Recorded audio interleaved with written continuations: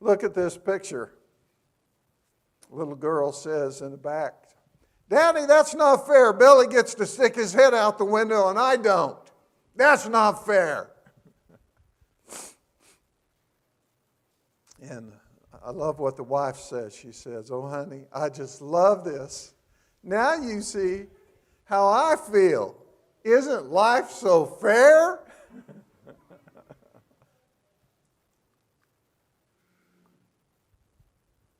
You ever seen an individual like this? "I should have gotten a promotion. This isn't fair." Have there been times in your life where you've said, "This is not fair. This is not fair that this happened to me. This is not fair that I got passed over. This is not fair that I got the smallest cookie out of the cookie jar."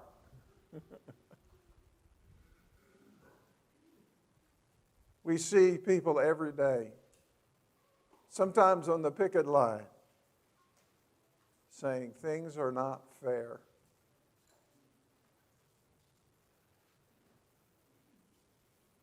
And this reminds me of a word in the Bible that we want to talk about this morning. And that is the word justice.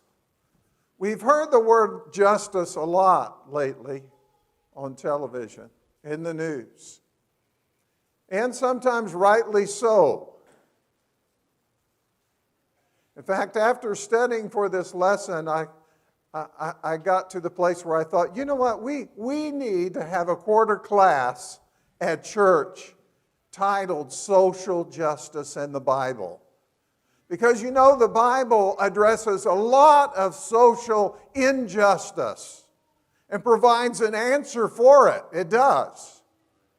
And it would be great for us to have a study in that and talk about that. And maybe some of you have experienced injustice that can be addressed in that class. That'd be good for us to talk about those kind of things. That would be good. But I'm going to begin with this very important text from Matthew 23 where Jesus is in Jerusalem and he pronounces woes on the scribes and the Pharisees. He calls them hypocrites, pretenders, actors. He says, "Woe to you, scribes and Pharisees, hypocrites, for you tithe mint and dill and cumin, and have neglected the weightier provisions of the law, justice and mercy and faithfulness. But these are the things you should have done without neglecting the others. You blind guides, you strain out a gnat and swallow a camel." I've milked a lot of cows. Sometimes when you're milking a cow, if you're doing it the old-fashioned way, especially. Unfortunately, I didn't have to do it the old-fashioned way most of the time. But the fly would get in the milk. A gnat, a bug would get in the milk. And you'd have to pour it through a sieve to get that bug out of there because nobody wants to drink the bug. Jesus said, you guys are drinking the camel. You're missing the big things. And so, there's big news, folks. Here is something that God considers really important. Justice. Let's look at some definition of the word justice in our study this morning. The King James Bible uses the word judgment here. That's the way it translates this word in this text, which really wasn't a good translation because that's not the idea that Jesus is presenting. The New American Standard Bible used the word justice in the text, rightfully so. The Greek word krisis. Vine's Bible Dictionary says that this Greek word primarily denotes a separating, then a decision, a judgment, most frequently in a forensic sense, and especially of divine judgment. I talked about this recently when I talked about the word prejudice from James chapter 2. It's the same Greek word. Thayer's Greek lexicon of this word said that it is a separation, a selection, a judgment, an opinion, or a decision about everything. And notice the similarities between the English word critic and this Greek word krisis. A critic is one who judges, or criterion, the basis or means of judging, come from this Greek word. Let's look again at the text. They should have shown mercy and faithfulness in their lives. And justice. Justice was something that the Pharisees and scribes should have done. Justice was one of these weighty matters. So somehow they were to be making good judgments about someone or something, but they weren't. What were they doing? The New American Standard Bible uses the word justice, and the Simple English Bible translates it a little different. Look at this. This is I like looking at my Simple English Bible every once in a while, but look at this text. This is the same text, Matthew 23:23, but in the Simple English Bible, and it says, "It will be horrible, woe unto you." That's what woe means. It will be horrible for you, teachers of the law and Pharisees, you hypocrites. It is true that you give God 10% of everything you have. You even give Him 10% of your spices, mint, dill, and cumin. But you forget about more important things in the law, such as being fair to other people. That's justice. That's justice. So they weren't being fair to other people, were they? Giving mercy and faith, and you should always tithe, but you must remember to do more important things too.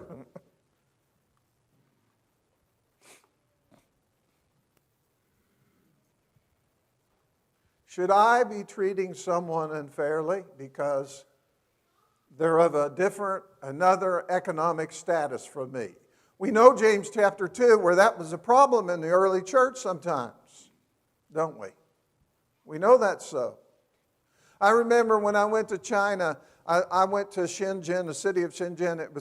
It was one of these new industrial cities that had capitalism available to the folks that worked there.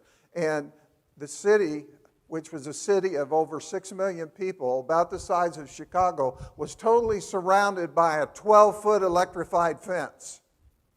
You could not get into that city or out of it without going through the electrified fence gate.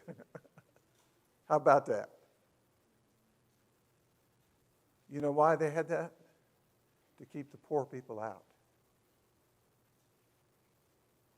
And some of the Christians there would say things sometimes about the poor people in their country. They're down here. We're up here. There's a lot of reasons why people are poor. Sometimes they're poor because they're lazy. Sometimes they're poor because they're sick. They have disease and they can't help it. Sometimes they're poor just because of where they're born in the world. And that's the majority of people in the world. You know, most people have no Social Security and will never, ever have it. So consider yourself tremendously fortunate. Should I be treating someone unfairly because of the color of their skin? Sometimes my skin's white, sometimes it's brown.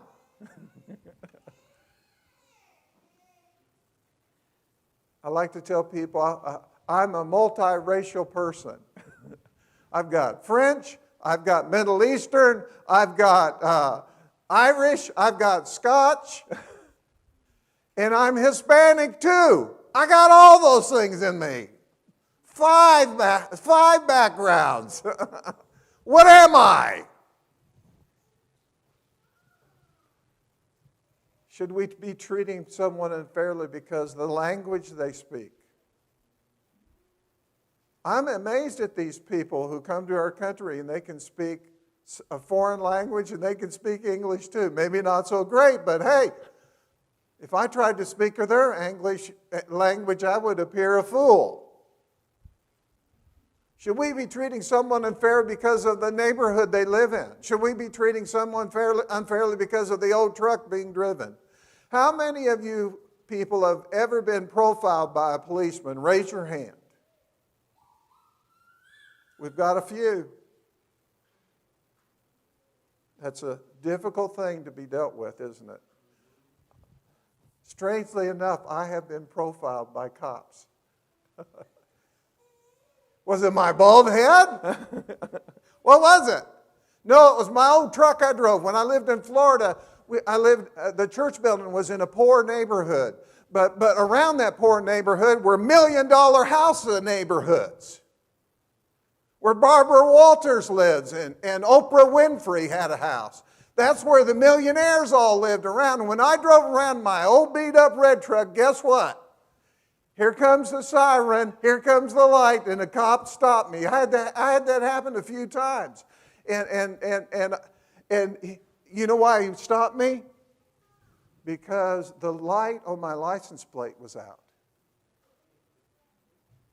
And of course, I never fixed it, so I got stopped more than once.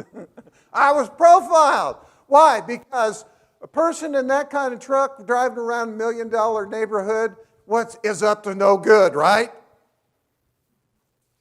And so he would say, where are you going? What are you doing? And I would say, I'm headed to the church building to study for my sermon tomorrow morning. And literally, that's what I would say.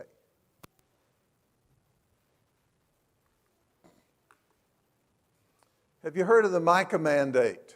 Notice the similarity between it and what Jesus said in Matthew 23:23.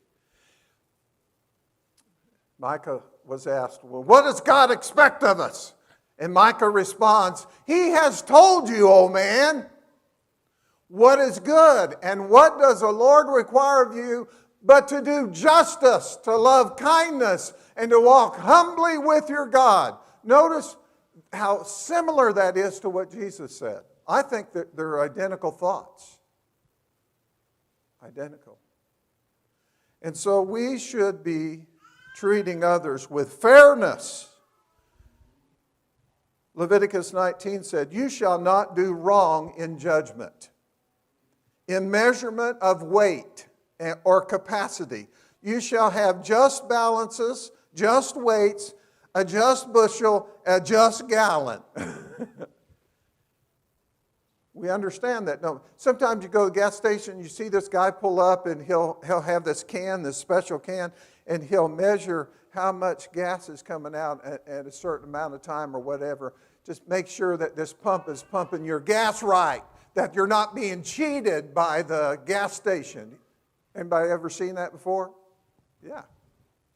When I was a kid, I used to raise vegetables and sell them, and I had a Ford tractor, a Jubilee Ford tractor with a platform on the back on the three-point hitch, and I would put bushels of green beans and bushels of tomatoes and bushels of corn, and I would go door to door selling. This is in elementary school. I go door to door selling. Got my first $50 bill when I was in the 5th grade. I ain't had one since. But anyway, I'd sell these green beans, by the pound. And my grandpa had this old scale that had been around who knows how many decades.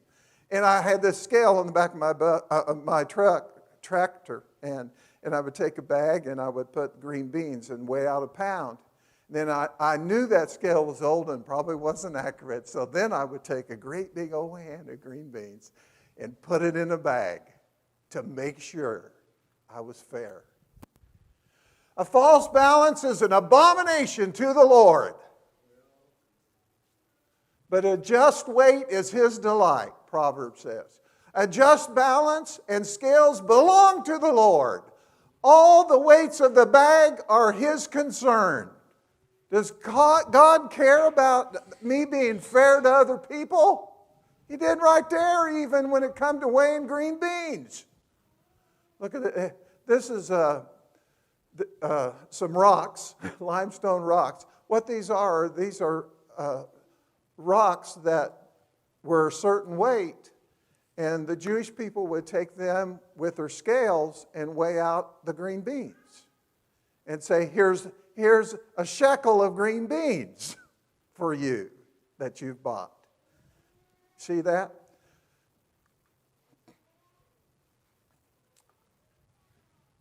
Sometimes the word justice is used not only in selling green beans, but it's used of judges who judge the people. You shall not distort justice. You shall not be partial. And you shall not take a bribe, for a bribe blinds the eyes of the wise and perverts the words of the righteous. Justice, and only justice, you shall pursue, that you may live and possess the land which the Lord your God has given you. Justice demands that we treat all people fairly, judges. The text says, treat all people fairly.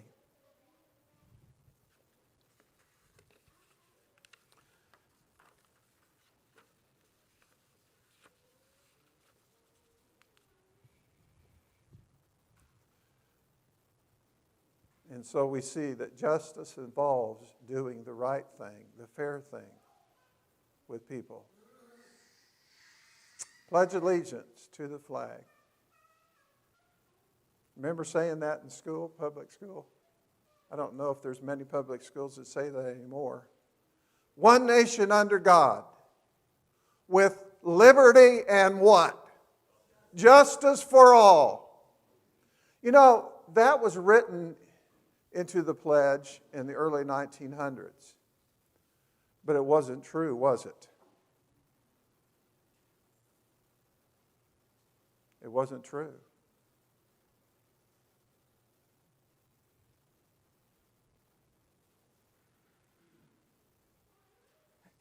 It needs to be true,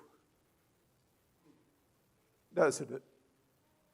It needs to be true.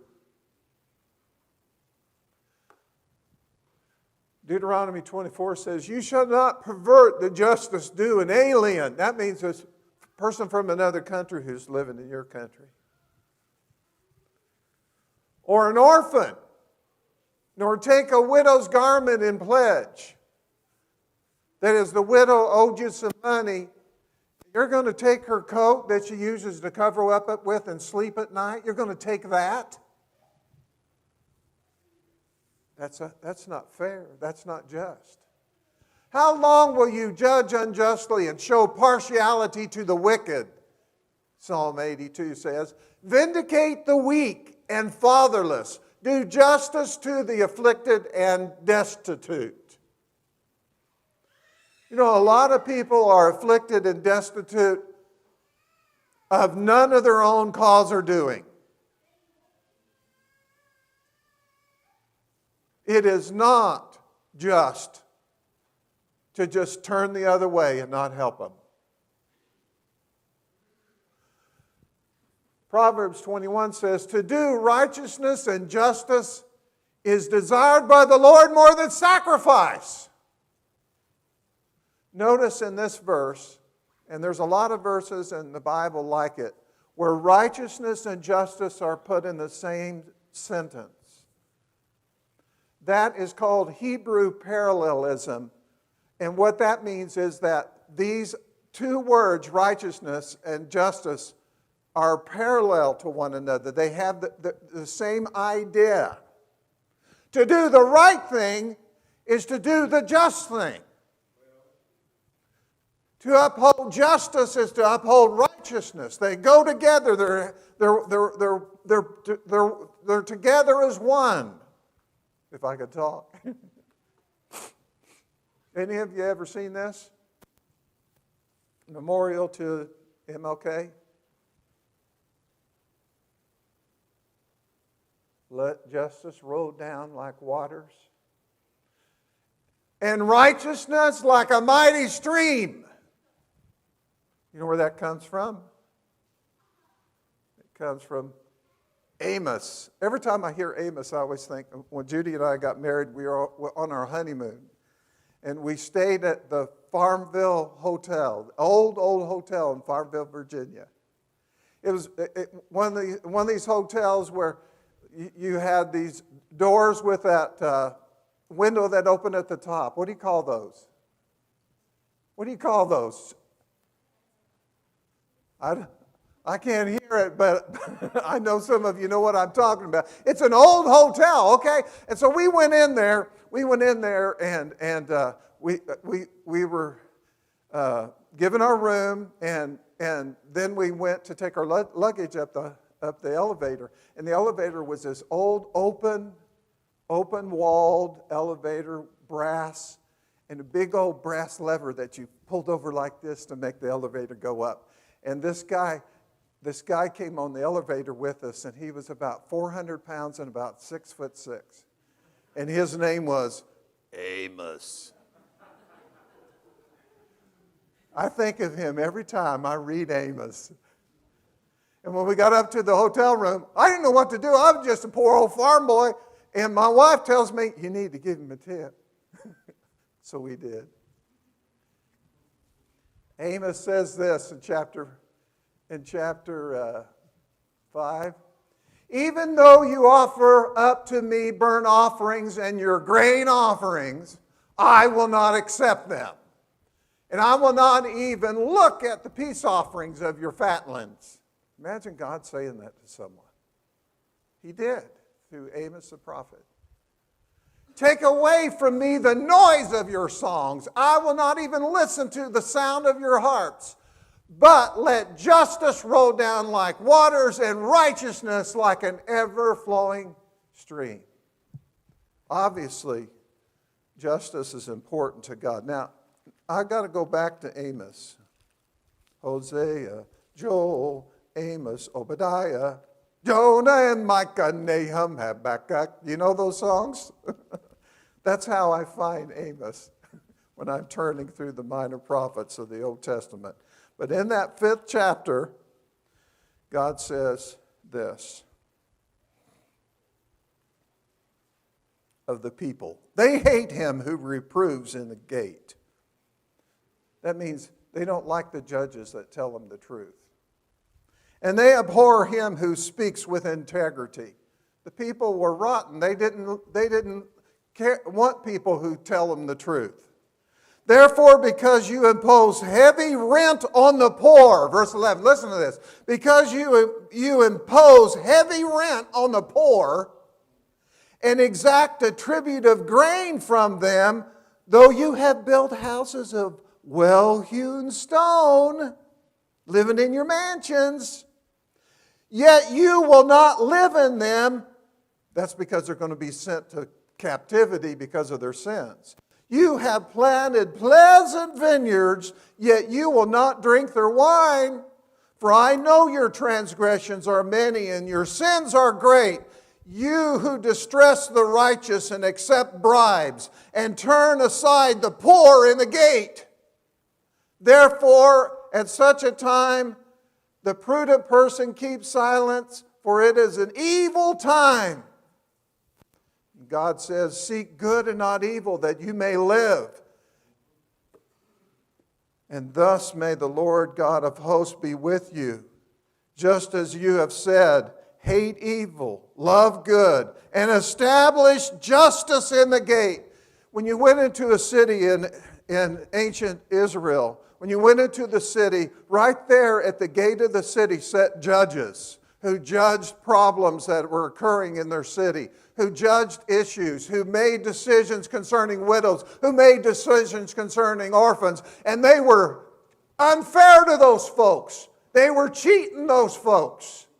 And they were living in their fine, dainty houses all the while. That's why God says, let justice roll down like waters.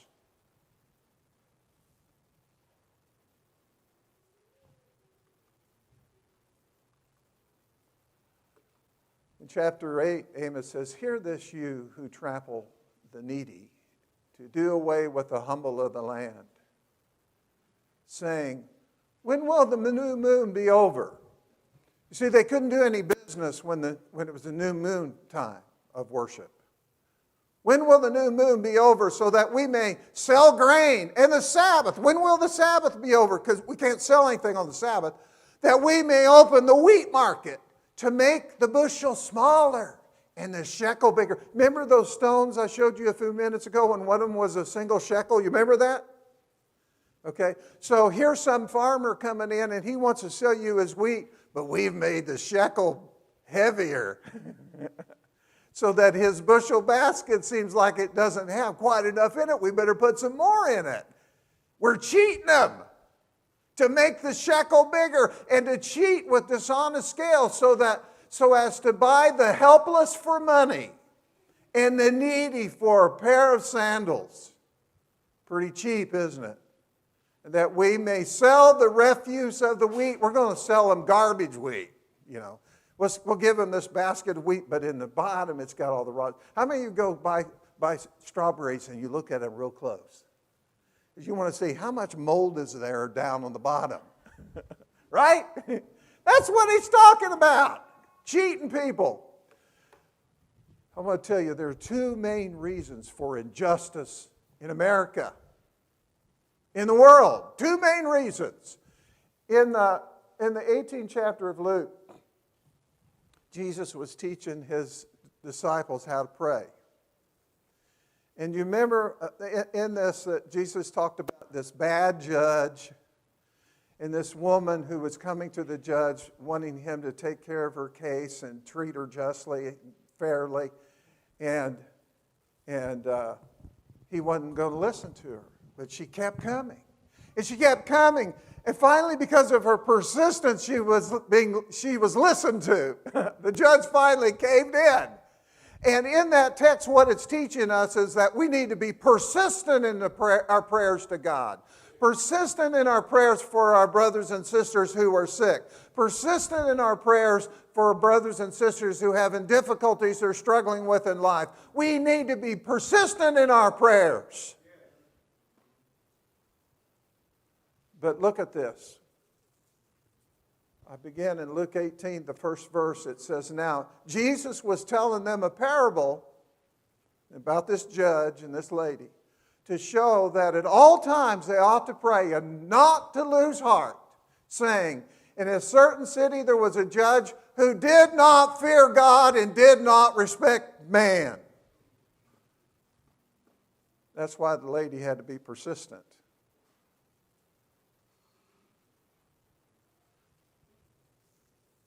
You know, there are some folks in our country who are persistent about a problem that was never properly dealt with. Should we listen? And think about it seriously? I would say yes. But this guy was a bad judge because he didn't fear God, number one. We got a lot of judges like that today. And secondly, he did not respect man. Those are the two main reasons for injustice. Whoops. Okay.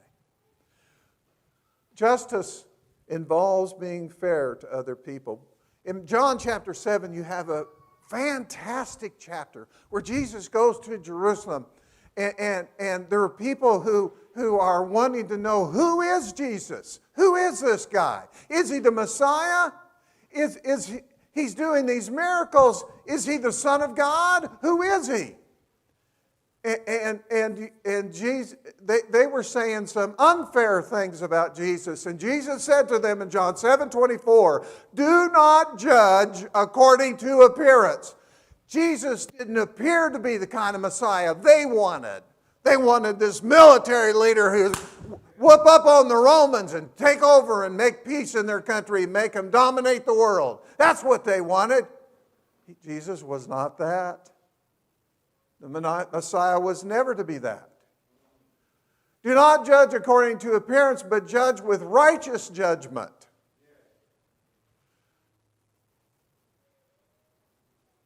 He wanted them to judge based upon the evidence. He was doing these miracles. The miracles said that he was from God, and they needed to pay attention to him when he said, I am the Son of God, because he was right. They needed to judge the evidence that he was presenting to them. He told them to judge rightly, fairly, instead of with prejudice. And some of their prejudice is demonstrated in the chapter when one Jewish person said, surely the Christ isn't going to come out of Galilee, is he? Galilee of the Gentiles?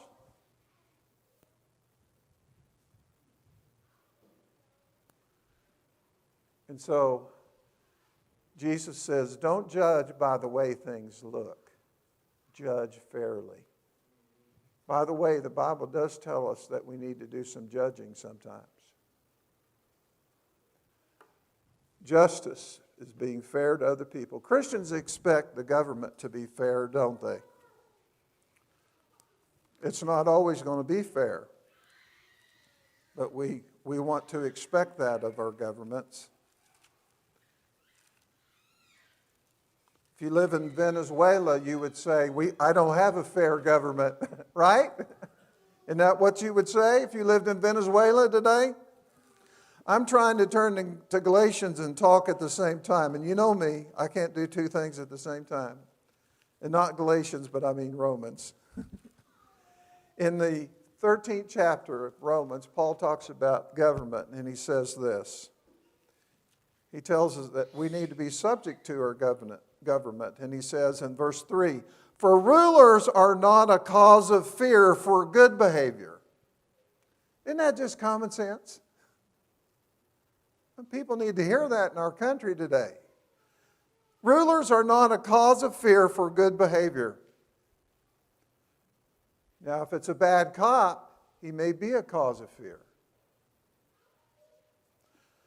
Rulers are not a cause of fear for good behavior, but for evil. Do you want to have no fear of authority? Do what is good, and you will have praise from the same. That's the way it ought to be, right? That's the way God says it should be. Not Jeff Corey, but God. The inspired apostle Paul said that. You know, sometimes in the Bible we learn that wealthy Christians should have been fair with poor Christians, but instead they dishonored them. The Corinthians did that to their poor in chapter 11 and really flubbed up the Lord's Supper because of it. Remember that? James chapter 2, they dishonored the poor man. And James says, when you dishonor the poor man, you are not showing the royal law, which is what? Love. And that's what we're all about. And look in Romans chapter 12 and verse 16. Look at this. Look at this text. Be of the same mind toward one another. You're my brother. You're my sister. Be of the same mind toward one another. Do not be haughty, arrogant in mind, but associate with the lowly. Do not be wise in your own estimation. I'm not going to associate with you because I'm wiser than you are. I'm richer than you are. No, that's not the way Christians behave. Christians were to treat one another with the same when it came to patience. And this is found in First Thessalonians chapter 5. In the last chapter of Thessalonians, Paul has what I like to call a shotgun sermon. You know, where you got all this shot that comes out and it hits several points. Shotgun sermon, not a 22 rifle sermon, but a shotgun sermon. And in this text, the Apostle Paul says this in verse 14. We urge you, brethren, admonish the unruly. There are some Christians who get out of line and they need to be helped back in line. Encourage the faint-hearted. Sometimes Christians get faint-hearted. Help the weak. And then he says, be long-suffering, patient with all of them. we treat them all the same. We show the same love to every one of them. Every one of them. You know, dads should be fair with their kids. What does Colossians 3 say? Do not exasperate, provoke to anger your children. One way that children are provoked to anger is when we're not fair. Like the little girl said in the car, right? Billy gets to stick his head out the window. Why don't I? Just kidding. Husbands should be fair with their wives, and wives should be fair with their husbands. Ever play the blame game with your spouse? You always do that. You never do that. Never say never. Right? If you want to have a happy home. Because she doesn't always do that. Treat others the same way you want them to treat you. Luke 6, verse 31. And notice, please, in that verse, that verse is active, not passive. I'll be nice to you if you're nice to me. Is that what that verse says? Be nice to those who are nice to you. Is that what that says? No, it says be nice to others and treat them nicely the way you would want to be treated. You are active. You're out there being nice to others. Whether they're going to be nice to you or not. You know, I've found on the school bus in all these years that I've driven kids that have horrible homes. A lot of them, their spouse, one of the parents is in jail, usually for drugs. Horrible homes. And I found on the school bus, and these are kids that get kicked out of regular school. And they're on my school bus, and I have found that if I treat them nice, they respond that way to me.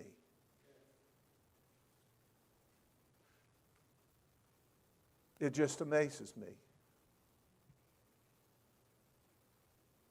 It just amazes me. Do not be overcome by evil, but overcome evil with good. Last verse, Romans 12. Be active. And do the right thing. Don't lie. Don't cheat. Don't slander. Don't take advantage of folks. And as we close, let me say this. The great, wonderful news is that God practiced justice at the cross. You know, God created us for fellowship with Him, but sin broke that fellowship. That's our fault. That's not God's. He wanted us to have free will. He wanted us to choose to love Him. He wanted us to choose to trust Him. But we don't always do that. We sin. And justice demanded that the law we violate punishes us.